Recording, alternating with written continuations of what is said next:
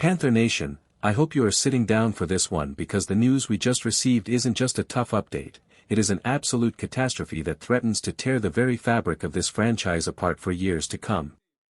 We aren't just talking about a bad week, we are looking at a scenario that could fundamentally destroy the progress of our entire rebuild in a single afternoon.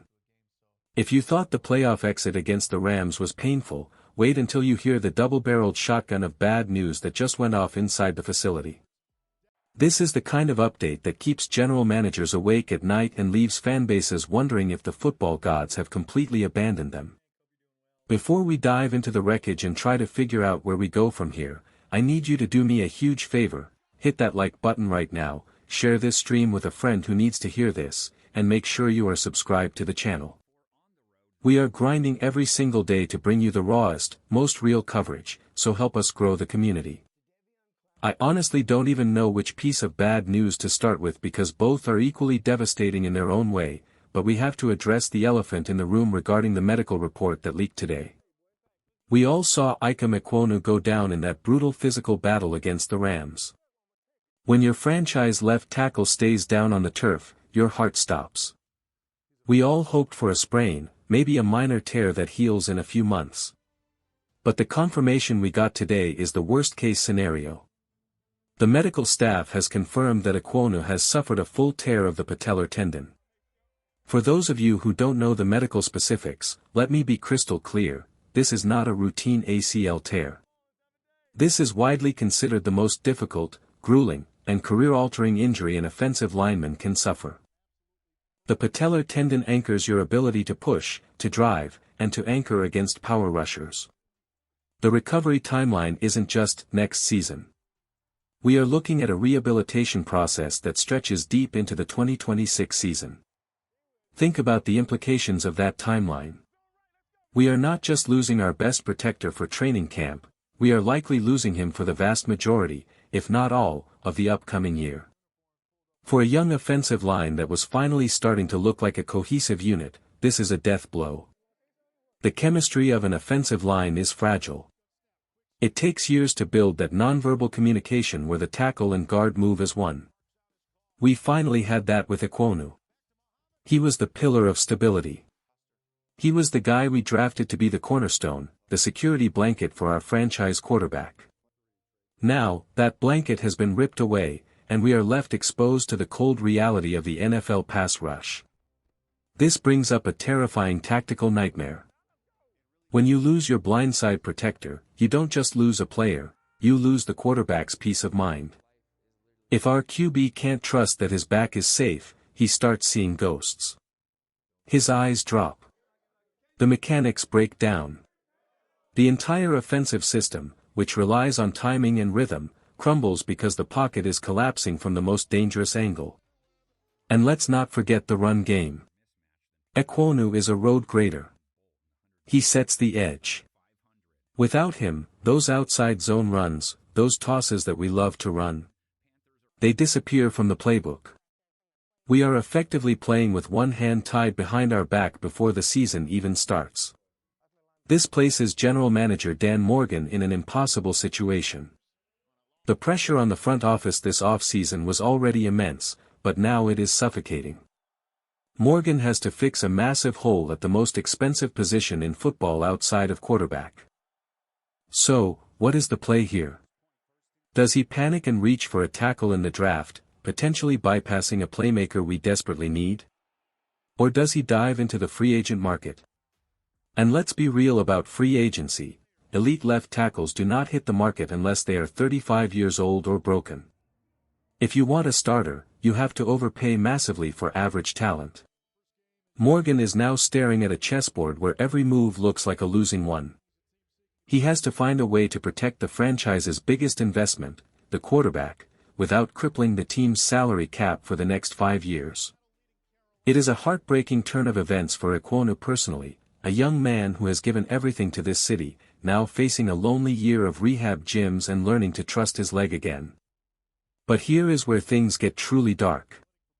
As if losing the anchor of our offense wasn't enough, we are simultaneously facing a raid on our coaching staff that could strip away the brain trust of our defense. While we were all focused on the injury news, reports confirm that the Pittsburgh Steelers have officially requested permission to interview our defensive coordinator, Ejiro Evero, for their head coaching vacancy. This is the news we have been dreading for months. We knew Evero was too good to stay a coordinator forever, but losing him right now? It feels like the ultimate kick while we are down. Despite all the offensive inconsistencies we have endured, despite the growing pains of a young roster, the one thing, the only thing, that kept us competitive in games we had no business being in was Ejiro Evero's defense. He took a unit that was patchwork in places, dealt with its own injuries, and turned it into a top 10 defense in the league. That is not luck, that is elite coaching. Evero is a master of adaptation. He doesn't just run a system, he builds a scheme around the strengths of his players. He made us disciplined, he made us aggressive, and he gave this team an identity when the offense was still searching for one. So, I have to ask you this, and I want you to really think about it before you answer in the comments below. This is our question of the day: if you had the power to reverse just one of these events, which one do you choose? Do you magically heal Ikem Ekwonu to save the offense and the quarterback's development, or do you block Ejiro Evero from leaving to ensure our defense remains elite and the culture stays intact? Which loss is actually the fatal blow for the franchise? I am genuinely torn on this because both feel like they could sink the ship, so let me know what you think down below. The Steelers' interest makes perfect sense, doesn't it? Pittsburgh is a historic franchise that values defense, toughness, and discipline above all else. Evero fits that Steelers way to a T. He is calm, he is calculated, and he maximizes talent. If he walks into that interview, there is a very high chance they don't let him leave the building without a contract. And if he goes, he isn't just taking himself. He is taking his playbook, his terminology, and likely his top assistants. We would be left scrambling to find a new defensive identity in the middle of a crisis. We would be forcing our players to learn a brand new system just as they mastered this one. That is how you get regression. That is how a top 10 unit falls to the bottom of the league overnight. Imagine a scenario where we enter next season with a downgrade at left tackle and a downgrade at defensive coordinator. That is the recipe for a top 5 draft pick, not a playoff run. It feels like the universe is testing the resilience of Panther Nation. We are watching the two pillars of our stability, the physical protector of the offense and the mental architect of the defense, potentially walking out the door at the exact same time. It is a testament to Evero's brilliance that he is this coveted, but it is a nightmare for us. We needed stability this offseason. We needed to add pieces, not replace our most important ones. Dan Morgan and the front office are now fighting a war on two fronts. They have to scout for a replacement tackle while simultaneously preparing a short list of defensive coordinators just in case Evero leaves. The workload has doubled, and the margin for error has vanished. One wrong move, hiring the wrong coordinator or drafting a bust at tackle, and we set this rebuild back another 3 years.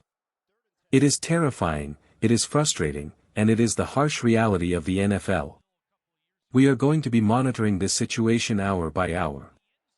We need to see how the Steelers' interview goes, and we need to hear more about the specific surgery plans for Ekwonu.